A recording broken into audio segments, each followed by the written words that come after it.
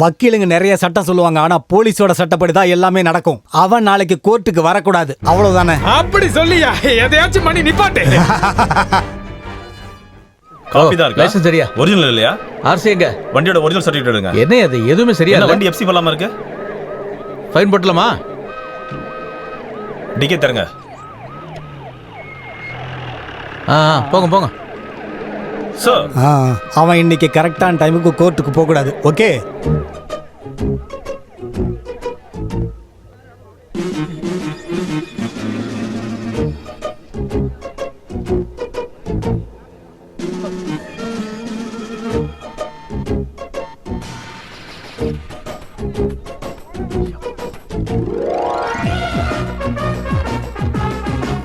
காலையில வீட்ல இருந்து கிளம்பி கோர்ட்டுக்கு போலான்னு பார்த்தா வழியில ஒரு ப்ராப்ளம்.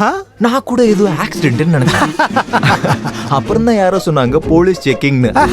வந்து பார்த்தா நீங்க. அப்பதான் எனக்கு தோணுச்சு மாச கடைசி நாளே எப்பயுமே நீங்க இப்படிதான் பண்ணுவீங்கன்னு. நிறுத்துடா. இந்தாங்க டிரைவிங் லைசென்ஸ், வண்டியோட RC book, insurance paper, everything okay. சீக்கிரமா பார்த்துட்டு ஓகே பண்ணுங்க, நான் கோர்ட்டுக்கு டயத்துக்கு போய் ஆகணும். புரியுங்க? கேட்ச். லைசென்ஸ் எடுறா. என்ன லைசென்ஸ் எடுறா. அதுதானே இப்ப கொடுத்தேன். எப்ப கொடுத்த? என்னது? என்ன?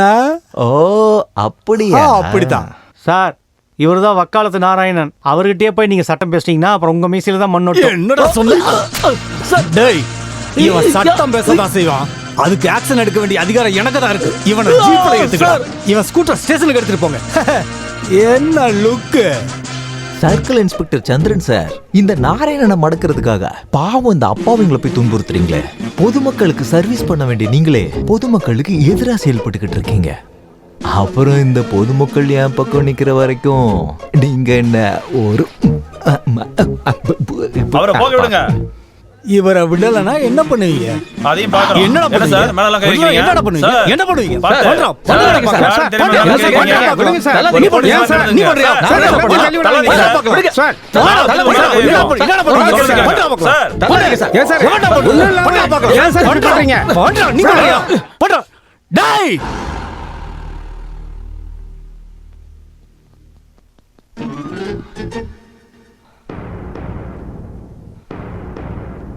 ஆமா, உங்க பேரு வக்காலத்து நாராயணன் தானே? இல்ல, நாராயணன் தான் என் பேரு.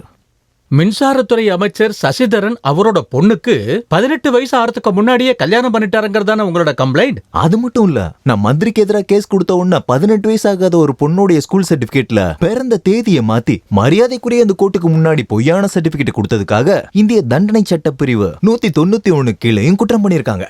மின்சாரத்துறை அமைச்சருக்கு சைல்டு மேரேஜ் பண்ண எவ்வளவு தண்டனை கிடைக்கும் நல்லாவே தெரியும். அதிகபட்ச தண்டனை 3 மாசம் ஜெயிலு இல்லாட்டி ஃபைன்.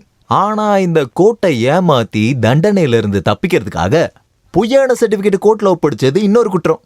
ஐபிசி செக்ஷன் 201 படி இதுக்கு 7 வருஷம் தண்டனை கொடுக்கலாம். கொடுத்த சர்டிபிகேட் உண்மையாவே இருந்தாலும் அவர் பொண்ணு கார்த்திகாவுக்கு 18 வயசு ஆயிடுச்சுன்னா மின்சாரத்துறை அமைச்சர் மனைவி மல்லிகா கல்யாணத்துக்கு முன்னாடியே கர்ப்பமாயிட்டாங்கன்னு சொல்ல வேண்டியது இருக்கும்.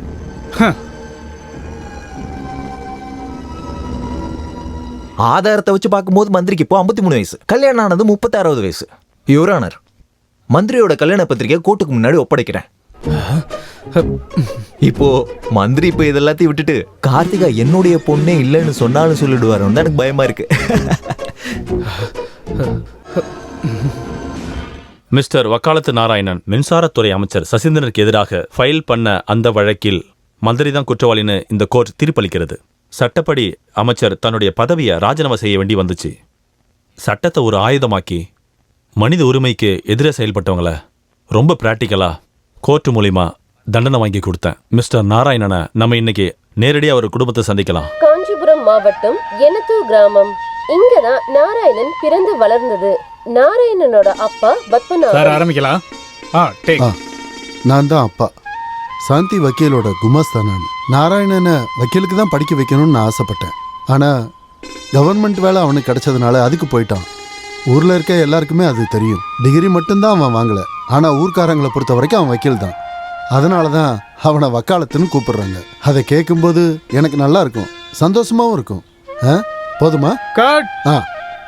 அம்மா கார்த்திகாயினி, தங்கை நிவேதிதா. ஆக்ஷன். ஊர்க்காரங்களோட எந்த பிரச்சனையா இருந்தாலும் அவன் கோர்ட் வரைக்கும் போவான்.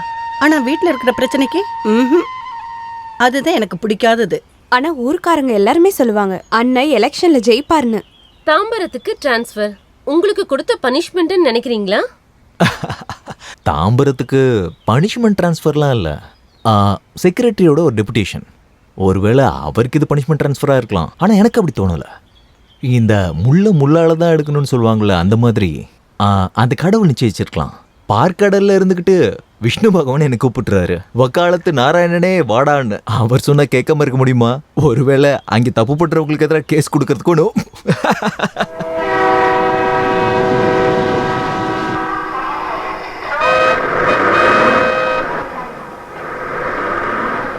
நான் அட்வொகேட் மேத்யூ. உடனே வர சொல்லி எனக்கு ஒரு ஃபோன் கால் வந்துச்சு. எஸ்ஐ இப்போ வந்துருவாரு, நீங்க உள்ள உட்காருங்க சார். எஸ் ஐயா, வேணாம் நான் இங்கே இருக்கனே. உள்ள உட்காருங்க சார். என்னையா கூப்பிட்டீங்க? நான் உடனே போகணும். வந்து உட்காருங்க சார்.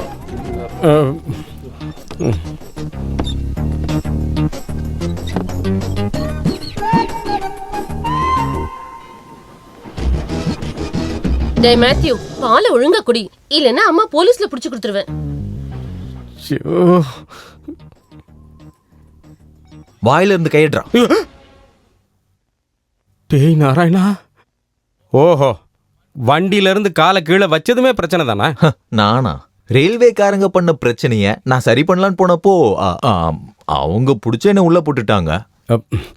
சும்மா உளராதடா. இதோ இத பாரு, இது வெறும் கடலை மிட்டாய். இதோட மேக்ஸிமம் ரீட்டைல் பிரைஸ் 11 ரூபாய் 50 காசு மட்டும் போட்டிருக்காங்க. ஆனா ட்ரெயின்ல என்கிட்ட 12 ரூபாய் வாங்கிட்டாங்க. சர்வீஸ் சார்ஜ் ஏதாவது இருக்கும்டா. Narayana, railway mobile. அதெல்லாம் சும்மா சாக்கு. Packaging and commodity act. என்ன ரயில்வேக்கு அது பொருந்தாதா? நீயே சொல்லு. இவனால சும்மா விடக்கூடாது, கேஸ போட்டு விட்டுறணும். என்ன உதவி பண்ண மாட்டியா? 12 ரூபாய் கொடுத்தேங்கிறதுக்கு என்ன ப்ரூஃப் இருக்கும்ட்ட? நான் பில்லு வாங்கிட்டேனே. முதல்ல பில்லு தரமாட்டேன்னு சொன்னான். விற்பனை சட்டம் அடிப்படையில எந்த பொருளும் 10 ரூபாய்க்கு மேல இருந்துச்சுன்னா அதுக்கு கட்டாயம் பில்ல கொடுக்கணும் அப்படின்னு சொன்னதுக்கு பிறகுதான் அவன் பில்லையே கொடுத்தான். ஏன் கிட்ட விளையாடுறானா? விட மாட்டேன், கண்டிப்பா கேஸ் கொடுப்பேன். 50 பைசாக்கெல்லாம் ஒரு கேஸாடா?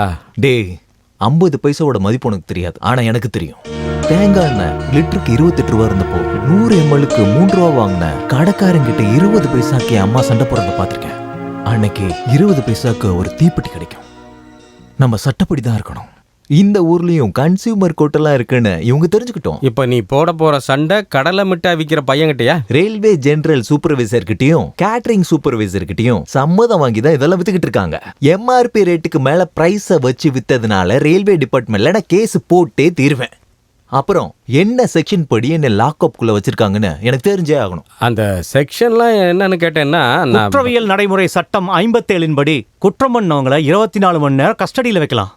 வக்காலத்து நாராயணனுக்கு அதெல்லாம் தெரியாதா என்ன? உட்காருங்க. நீ உட்காரு. ஜாமீனுக்கான அப்ளிகேஷன் கொடு. அட்வொகேட் மேத்யூ, என்னோட வக்கீல். அந்த சார்ஜ் ஷீட்டு. வக்காலத்து நாராயணனுக்கு ஜாமீன்லாம் ஒன்றும் தேவையில்லை. கஸ்டடி எடுக்கிற டைம்ல நான் மட்டும் இருந்திருந்தேன்னா இப்படி நடக்கவே விட்டுருக்க மாட்டேன். சாரி. புரியல. என்ன உங்களுக்கு தெரியலனாலும் உங்களை எனக்கு நல்லா தெரியும். ஞாபகம் இருக்கா? முன்னாடி தாம்பரம் ரயில்வே குவார்டர்ஸ்ல இருந்த தாட்சாயினி அம்மா. தாட்சாயினி அம்மா டீச்சர். சென்னை முனிசிபாலிட்டி கால்வாயில ஒரு ஸ்லாப்ல காலை இழந்துட்டாங்கல்ல? ஆமா, அவங்க தான் என் அம்மா. நீங்க கேஸ் கொடுத்ததுனால மட்டும்தான் நஷ்டஈடு கிடைச்சிச்சு. அதை என்னால் மறக்கவே முடியாது. ஏன்னா அதில் தான் நான் போலீஸ் ஆனேன். உங்களோட ஸ்கூட்டரை ட்ரெயின்லேருந்து எடுத்து பிளாட்ஃபார்மில் வச்சுருக்கேன். இந்தாங்க சாவி. Thank you sir. வா. இந்த டப்பா இருக்கிறதுனால தான் அவன் கண்ணுல இருந்து இந்த முட்டாயை மறைக்க முடியுது. பாட்டி, இவன் தான் பாட்டி, நான் சொன்ன நாராயணன். சரி, நான் உங்களை அப்புறம் தங்கச்சியோட எக்ஸாம் முடிஞ்சோன்னா டிசியை வாங்கிட்டு இங்கேயே வந்துடும். அவளுக்கும் இந்த இடம் ரொம்ப பிடிக்கும்னு எனக்கு தோணுது. அவனை மாதிரி இவன் இருக்கானா, இவனை மாதிரி அவன் இருக்கானா என்னமோ. இவர் தானே டிவி நியூஸ் பேப்பர்ல வர. இவர் தான் வக்காலத்து நாராயணன். வேண்டாம் வக்கீல, வேண்டாம். இவர் இங்க தங்க வேண்டாம். நான் இந்த வயசுல கோர்ட்டுக்கும் போலீஸ் ஸ்டேஷனுக்கும் அலைய முடியாது. ஐயோ பாட்டி, உங்களுக்கு இவரை பத்தி சரியா தெரியல. வேண்டாம். இப்ப இவர் தங்குவாரு, அப்புறம் உரிமை கொண்டாடுவாரு. இந்த மாதிரி பிரச்சனை எல்லாம் இங்க நடக்கவே கூடாது. இந்த ஆளுக்கு நீங்க ஃப்ரீயா கேஸ் நடத்துவீங்க, என் கேஸ நடத்த காசும் இல்ல, உதவி பண்ண ஆளும் இல்ல. காலையிலே டென்ஷன் ஆயிடுச்சு பாட்டி. இதை நான் ஹேண்டில் பண்ணிக்கிறேன் விட. காலையில இருந்து உங்க ஹஸ்பண்ட பார்க்கவே முடியலையே. அவர் இறந்து போயிட்டாரு. ஓ, பிள்ளைங்கெல்லாம் எங்க இருக்காங்க?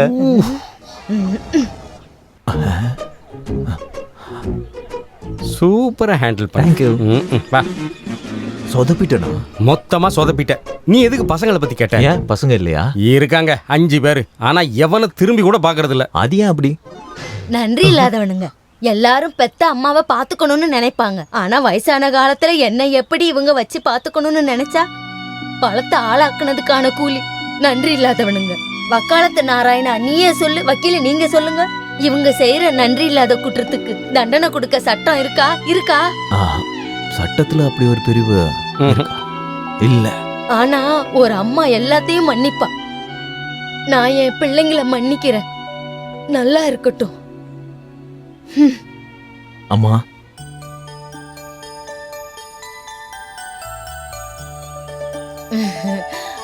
வலது கால உள்ள எடுத்து வச்சு வாப்பா. போ போ. ஆனா நன்றி இல்லாம இருக்க கூடாது. மரியாதைக்குரிய கோர்ட்டுக்கு முன்னாடி நான் சொல்ல வருவது என்னவென்றால், such an intervention of the chief minister cannot be treated as an indication of the current motive. That's all, Your Honor. டேய் டேய் நில்றா. நில்றான்னு சொன்ன. Order order. டேய் Stop stop it, it I ஐ சே. நான் சொல்வதெல்லாம் உண்மை. சொல்லு. சொல்வதெல்லாம் உண்மை. உண்மை தவிர வேற எதுவும் இல்லை. வேறொன்றும் இல்லை. கடவுள் ஆணை. தெய்வம் சாட்சி. என்ன வேலை பாக்குறீங்க? ஒரு வக்கீல் சார். ஒருத்தர் உறுதிமொழி எடுத்துட்டாருன்றதுக்காக வக்கீலாக முடியுமா? Order order. என்ன எடுத்துட்டாருன்னு சொன்னீங்க? யுவர் ஆனர், உறுதிமொழின்னு சொன்னா வக்கீலா பிராக்டிஸ் பண்றதுக்கான லைசன்ஸ் அது இவரு எடுத்திருக்காரு. நல்ல ரேங்க்ல பாஸ் பண்ணிருக்கேன். ஒருத்தர் வக்கீல் எக்ஸாம்ல பாஸ் பண்ணி பிளாக் அவுட்டை போட்டுக்கிட்டு கோர்ட் வளாகத்துல நடந்துகிட்டு இருக்கிறதுனாலயும் பார் அசோசியேஷன் ஹால்ல சீட்டு விளையாண்டுகிட்டு இருந்தா வக்கீலாக முடியுமா? நான் சீட்டே விளையாட மாட்டேன் யுவர் ஆனர். வெறும் ஓனர் இல்ல, ஹவுஸ் ஓனர்னு சேர்த்து சொல்லுங்க.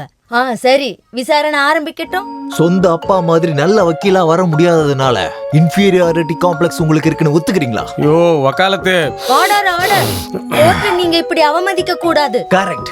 குடிக்கிறது, சிகரெட் பிடிக்கிறது, வெத்தலை போடுறது, இதத்தான் கோர்ட்ல செய்யக்கூடாது. கோர்ட்ல மூக்குப்பொடி போடுறது சட்டப்படி குற்றம் இல்லைன்னு எங்க அப்பா கிட்ட இருந்து தெரிஞ்சுக்கிட்டேன் யுவர் ஆனர். மரியாதைக்குரிய கோர்ட்டுக்கு முன்னாடி இந்த பிரதி மூக்குப்பொடி விஷயத்துல மட்டும் தன்னுடைய அப்பாவை பின்பற்றாருன்றது நல்லா தெரியுது. அது மட்டும் இல்லாம இவருக்கு போலீஸ் தான் பயம், பேச தடுமாற்றம் வேற. இப்படிப்பட்ட பிரச்சனைகள் இருக்கிறதுனால குற்றவாளி தன்னுடைய அப்பா மாதிரி நல்ல வக்கீலா எந்த கோர்ட்லயும் இருக்க முடியல யுவர் ஆனர்.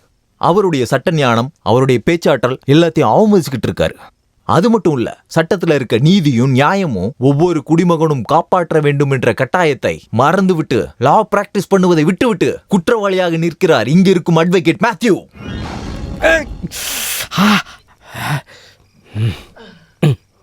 வலிக்குதா? இதை விட நீ சொன்னதுதான் அதிகமா வலிக்குது. நாளைக்கே நாம ஈஸ்வர சுப்பிரமணிய சாரை பார்க்கணும். அவர் நிறைய அட்வொகேட்ஸை உருவாக்கி இருக்கிறாரு. Good night.